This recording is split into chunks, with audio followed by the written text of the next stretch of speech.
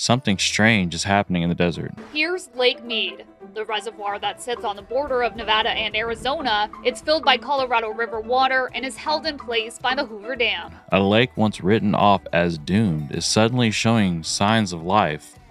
After years of terrifying drought, record lows, and headlines predicting disaster, Plan for how Arizona, Nevada, and 5 other states in the West will share this water. Lake Mead, the nation's largest reservoir, is rising, and not just by a little. The numbers are climbing fast, faster than many experts expected. But is this really a comeback? Yeah, I'm concerned about it. But what can I do? Or just the calm before an even bigger crisis? And I'm very, very cautious about the water in my apartment. You know, I use just what I need. For decades, Lake Mead has been a symbol of American West's water crisis. It's fed by the Colorado River, which provides water to more than 40 million people across 7 states and parts of Mexico, but years of drought, overuse, and rising temperatures pushed it into historic lows. In 2022, the lake dropped below 1,040 feet, a level so low it sparked fears of a dead pool, a scenario where water can no longer flow through Hoover Dam. Cities like Las Vegas, Phoenix, and Los Angeles rely on that water. Without it, life in the Southwest would look very different. For years, the story was always the same: dropping levels, shrinking shorelines, and desperate negotiations between states.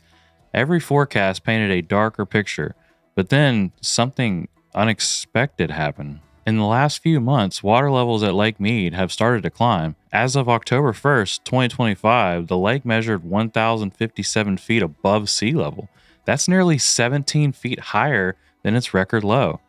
It's still only about 31% full, but that rise has stunned many observers. The sudden increase is linked to a series of strong winter snowpacks in the Rockies, unusually heavy summer rains, and water use cutbacks agreed to by the lower basin states. Those changes have boosted inflows into the Colorado River and slowed the drawdown from Lake Mead. At first glance, it looks like a comeback story, the kind of reversal no one saw coming. Charts show a dramatic upward curve, and boat ramps once buried in dust are now touching the water. But is this the start of a long-term recovery or just a temporary pause and a much bigger problem? Some scientists warn that calling this a comeback might be dangerously misleading. Even with the rise, Lake Mead is still more than 170 feet below full capacity, and the Colorado River remains deeply stressed. A NASA study found that the basin has lost 27.8 million acre-feet of groundwater over the last 2 decades, nearly the volume of Lake Mead itself. There's another concern too. The climate patterns in the West are shifting. The same weather that brought record snowpack this year could swing the other way next year. One dry winter could erase as much of this gain and send water levels plunging again. Meanwhile, political battles over water use continue. Negotiations between the states that share the Colorado River remain tense. Many experts warn that without deeper cuts, especially in agricultural water use, Lake Mead could still fall below 1,040 feet again by 2027. So yes, the water is rising, but whether this is a true recovery or just a temporary spike remains an open question. Lake Mead is more than just a reservoir. It powers turbines at Hoover Dam that generate electricity for millions. It feeds farms that grow a huge share of America's food supply.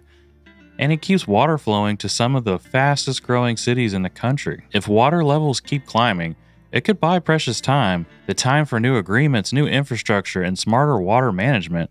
But if they fall again, the Southwest could be staring down the most severe water crisis in modern history. And that's why the story matters, because Lake Mead isn't just a lake, it's a warming light.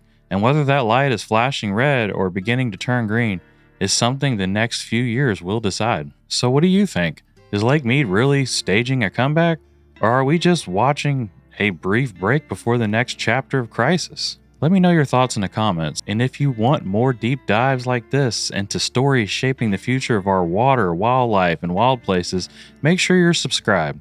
This is Patrick with LoveLeigh Adventures. Thanks for watching, and I'll see you in the next one.